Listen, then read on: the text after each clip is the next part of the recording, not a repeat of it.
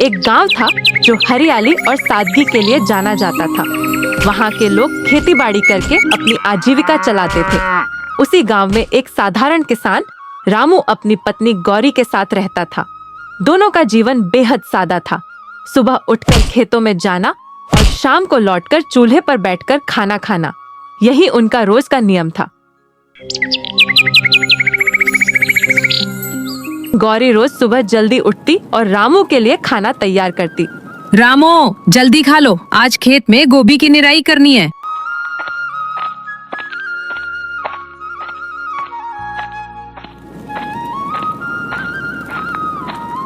हाँ गौरी, मौसम कुछ बदल रहा है। कई दिन हो गए बारिश नहीं आई। भगवान करे जल्दी बारिश हो जाए। फसल की हालत देखकर मन डर जाता है। गांव में धीरे धीरे सूखा पड़ने लगा। बादल आते लेकिन बरसते नहीं। खेतों की मिट्टी दरकने लगी और पौधे मुरझा गए। रामू और गौरी का जीवन उस फसल पर ही निर्भर था। एक शाम रामू खेत में बैठा सूखे पौधों को देख रहा था।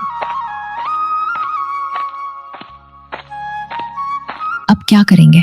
कुआं तो है नहीं, बारिश भी नहीं हो रही। अगर ऐसे ही रहा तो सब खत्म हो जाएगा। कर्ज भी चुकाना है और फसल भी जल रही है। जमींदार के पास बड़ा कुआं है, वहां से थोड़े दिन के लिए पानी मांग लेते हैं। ठीक है, कल सुबह जमींदार के पास जाऊंगा, शायद मदद मिल जाए। अगले दिन रामू सीधे जमींदार के घर पहुंचा।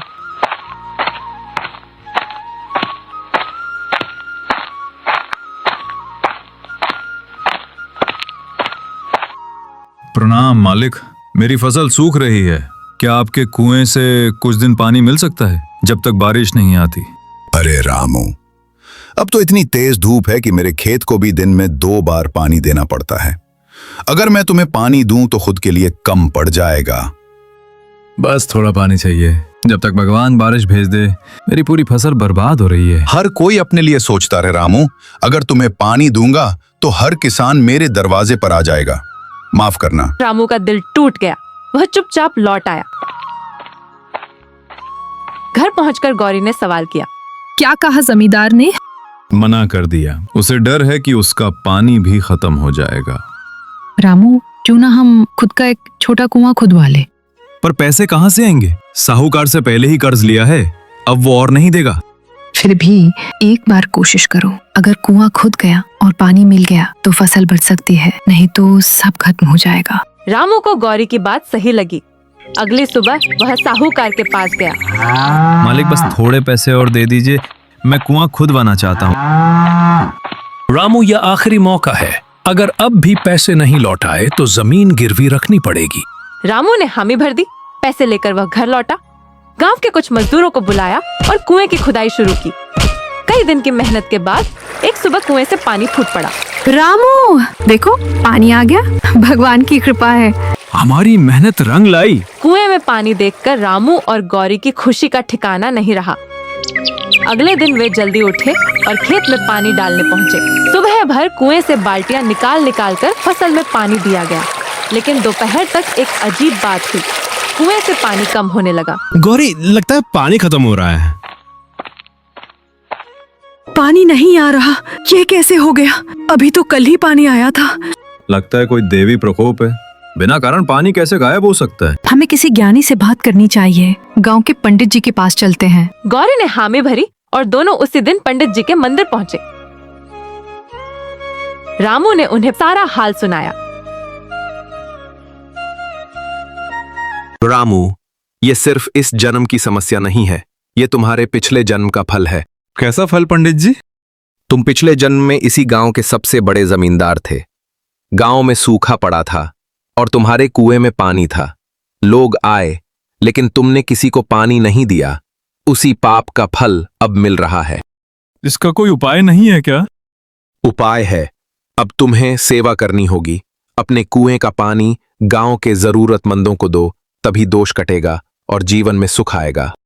पंडित जी, अब एक बूंद भी किसी को नहीं रोकूंगा। हम दोनों मिलकर सबकी सेवा करेंगे।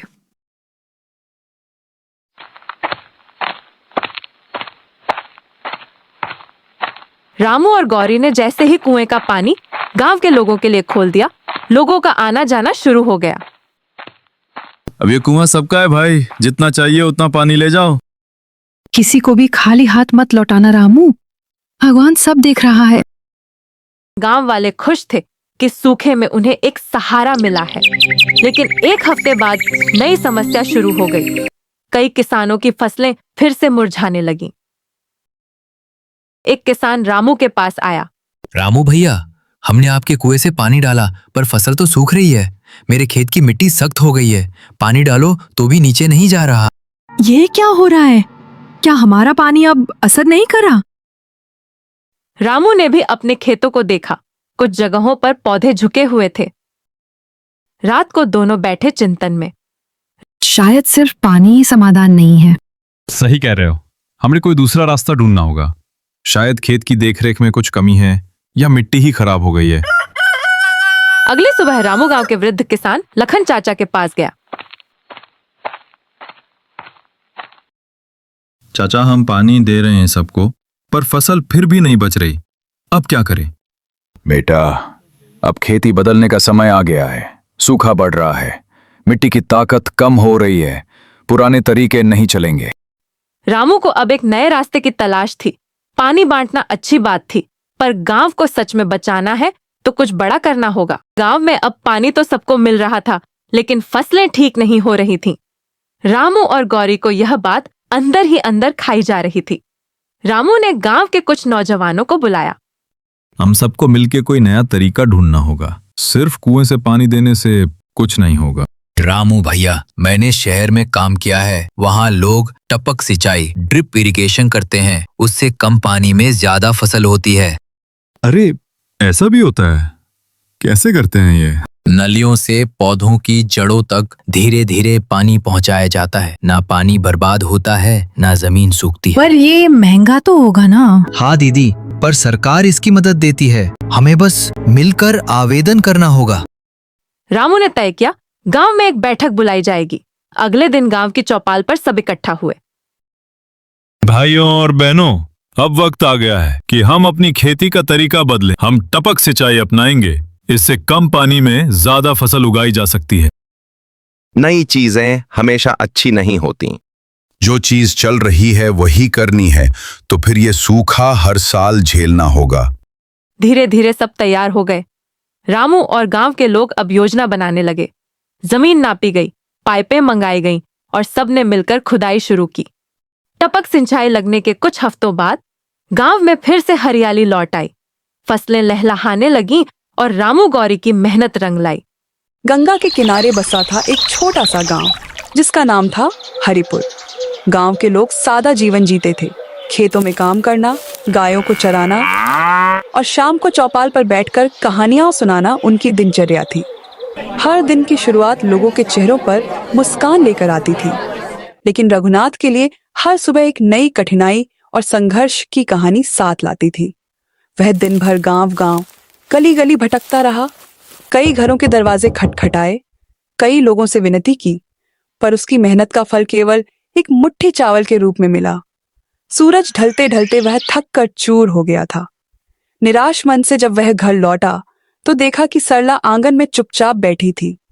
उसका चेहरा बुझा बुझा और उदासी से भरा हुआ लग रहा था। रघुनाथ, तुम आ गए? आज क्या लाए हो? बस यही एक मुट्ठी चावल। सारा दिन गांव गांव भटकता रहा, हर दरवाजे पर उम्मीद लेकर गया, लेकिन आखिर में बस इतना ही मिला। सरला ने गहरी सांस लेकर रघुनाथ की ओर देखा। उसकी आंखों में चिंता साफ झलक रही थी। घर में अनाज का एक दाना भी नहीं बचा। वह बोली, इस एक मुट्ठी चावल से क्या होगा? हम दोनों का पेट कैसे भरेगा? और कल क्या करेंगे?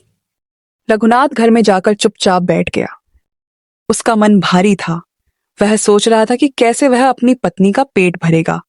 तभी द्वार पर एक आवाज आई, कोई है? एक भिक्षु को कुछ भोजन दे दो। रघुनाथ और सरला एक दूसरे की ओर देखने लगे। रघुनाथ का मन धर्म संकट में फंस गया। एक ओर उसकी भूखी पत्नी थी, दूसरी ओर द्वार पर खड़ा भिक्षु। रघुनाथ ने सरला की ओर देखा और कहा, सरला, हम भले ही गरीब हैं, लेकिन धर्म से कभी मुंह नहीं मोड़ सकते। द्वार पर आए व्यक्ति को खाली हाथ नहीं लौटाना चाहिए। रघुनाथ, तुम पागल हो गए हो। हमारे पास खुद खाने को नहीं है और तुम उसे एक मुट्ठी चावल देने की सोच रहे हो। लेकिन रघुनाथ का मन नहीं माना। वह उठा, उसने वह मुट्ठी चावल ली और द्वार पर खड़े भिक्षु की टोकरी में डाल दी। भिक्षु ने मुस्कुराते हुए कहा, तुमने जो दान दिया वह तुम्हें 100 गुना लौट कर मिलेगा। ये लो, ये पतीला रखो, अब से खाना इसी में बनाना। इतना कहकर भिक्षु चला गया। रघुनाथ ने पतीले को हाथ में लिया।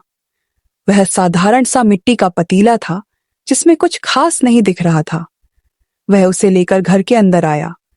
जब सरला बाहर आई और उसने देखा कि रघुनाथ ने चावल भिक्षु को दे दिए तो उसका गुस्सा फट पड़ा। रघुनाथ, तुमने ये क्या किया? अब हम क्या खाएंगे? भूखे मर जाएंगे। सरला, मैंने जो भी कार्य किया है वह केवल और केवल धर्म के पालन के लिए किया है। यह पतीला हमें भिक्षु ने दिया है। उसने विशेष रूप से कहा है कि अब से हमें सारा भोजन इसी पतीले में बनाना चाहिए। सरला ने पतीले की ओर गुस्से से देखा और तीखे स्वर में बोली, अब बताओ, इस पतीले में मैं क्या पानी उबालूं? घर में अनाज तो है ही नहीं। लेकिन जैसे ही उसने पतीला उठाया उसे उसमें कुछ वजन महसूस हुआ। उसने उत्सुकता से पतीला खोला और उसकी आंखें आश्चर्य से फैल गईं। पतीले में गर्मा गर्म खाना था, चावल, दाल, सब्जी और रोटियां, जो इतनी स्वादिष्ट दिख रही थीं कि सरला का गुस्सा पल में गायब हो गया। रघुनाथ, ये खाना कहाँ से आया? मुझे नहीं पता सरला, भिक्षु ने तो खाली पतीला दिया था। शायद ये जादुई पतीला है। सरला ने कई दिनों बाद इतना स्वादिष्ट खाना देखा था। उसने जल्दी से खाना परोसा और दोनों ने जी भरकर भोजन किया। लेकिन रघुनाथ का मन अभी भी उसी सवाल में उलझा था। क्या यह पतीला वाकई जादुई है? खाना खाने के बाद रघुनाथ ने सरला से कहा, सरला, मुझे लगता है कि यह पतीला साधारण नहीं है। भिक्षु ने जरूर इसमें कोई जादू छिपाया है। आओ इसका परीक्षण करें। सरला ने सहमति में सिर हिलाया। दोनों ने पतीला खाली किया और उससे फिर से खाना बनाने को कहा। हे पतीला, हमें फिर से स्वादिष्ट खाना दे। कुछ ही पल में पतीला फिर से गर्मा गर्म खाने से भर गया। इस बार खाना और भी स्वादिष्ट था। खीर, पूरी और कई तरह की मिठाइयां। रघुनाथ और सरला खुशी से झूम उठे। सरला, अब हमें कभी भूखा नहीं रहना पड़ेगा। यह पतीला हमारी जिंदगी बदल देगा। रघुनाथ और सरला ने फैसला किया कि वे इस जादुई पतीले का इस्तेमाल सिर्फ अपने लिए नहीं बल्कि पूरे गांव के लिए करेंगे। अगले दिन रघुनाथ ने गांव में ऐलान करवाया, हरिपुर के सभी लोग हमारे घर आए। हम सबको स्वादिष्ट भोजन खिलाएंगे। जितना खाना चाहो खाओ और अपने परिवार के लिए भी ले जाओ। यह खबर आग की तरह पूरे गांव में फैल गई। लोग हैरान थे कि एक गरीब भिक्षुक जो खुद दूसरों के सामने हाथ फैलाता था अब पूरे गांव को खाना खिला रहा है। अगले दिन रघुनाथ के घर के सामने हजारों लोग इकट्ठा हो गए। कुछ लोग उत्साहित थे तो कुछ लोग, जैसे मंगल, यह देखने आए थे कि रघुनाथ इतने सारे लोगों को कैसे खाना खिलाएगा। रघुनाथ और सरला ने पतीले से एक के बाद एक स्वादिष्ट व्यंजन निकाले। चावल, दाल, रोटी, सब्जी, खीर, जलेबी, हर तरह का खाना लोगों के सामने रखा गया। सभी ने जी भरकर खाना खाया और अपने परिवार के लिए भी ले गए। लेकिन पतीला खाली नहीं हुआ। मंगल, गांव का लालची व्यापारी, यह सब देखकर जल भुन गया। वह सोचने लगा, यह रघुनाथ जो कल तक मेरे सामने भीख मांगता था आज इतना धनवान कैसे बन गया? जरूर उसने कोई चोरी की है या कोई जादू टोना किया है। मंगल ने अपने एक नौकर को बुलाया और कहा, रघुनाथ ने जरूर कहीं से चोरी की है, नहीं तो एक गरीब भिक्षुक इतना खाना कहां से लाएगा? हमें सावधान रहना चाहिए। इतना कहकर वह नौकर को गांव में भेज दिया और नौकर ने सभी गांव वालों से झूठी बातें बोले लगा। अरे भाई, क्या तुमने सुना है? मंगल बाबू कह रहे थे कि रघुनाथ के पास जो खाना आता है वो कहीं से चुराया हुआ लगता है। एक गरीब भिखारी इतना खाना कहां से लाएगा? लोग तो कहते हैं कि रघुनाथ रात में खेतों में घुसकर कुछ चुराता है। मुझे लगता है कुछ तो गड़बड़ है। हमें सावधान रहना चाहिए। लेकिन मां गोमती को रघुनाथ पर पूरा विश्वास था। उन्हें लगता था कि रघुनाथ ऐसा नहीं कर सकता। बूढ़ी मां गोमती ने मंगल की बातों का विरोध किया। मंगल, तू जलन में अंधा हो गया है। रघुनाथ का दिल साफ है। उसने हमेशा दूसरों की मदद की है। अगर उसके पास कोई चमत्कार है तो वह हम सबके लिए इस्तेमाल कर रहा है। तुझे उससे जलन क्यों हो रही है? हरिपुर की खबर दूर दूर तक फैल गई। यह बात राज्य के राजा महाराज विक्रम तक भी पहुंची। राजा एक कठोर लेकिन न्यायप्रिय शासक था। उसका बेटा राजकुमार सूरज बहुत दयालु और बुद्धिमान था। जब राजा को पता चला कि एक गरीब भिक्षुक पूरे गांव को खाना खिला रहा है तो वह हैरान हुआ। यह कैसे संभव है? जरूर इसमें कोई रहस्य है। उस भिक्षुक को दरबार में बुलाओ, मैं सच जानना चाहता हूं। कुछ दिनों बाद मंगल राजा के दरबार में आया और मौका देखकर राजा के सामने अपनी शिकायत रखी। महाराज, रघुनाथ ने जरूर कोई चोरी की है, नहीं तो उसके पास इतना धन कहां से आएगा? वह पूरे गांव को खाना खिला रहा है और यह कोई साधारण बात नहीं है। राजा ने आदेश दिया कि रघुनाथ को दरबार में लाया जाए। राजकुमार सूरज ने मंगल की बात सुनी और कहा, पिताजी, हमें जल्दबाजी में कोई निर्णय नहीं लेना चाहिए। मैं खुद हरिपुर जाकर सच जानूंगा। राजकुमार सूरज अपने कुछ सैनिकों के साथ हरिपुर पहुंचा।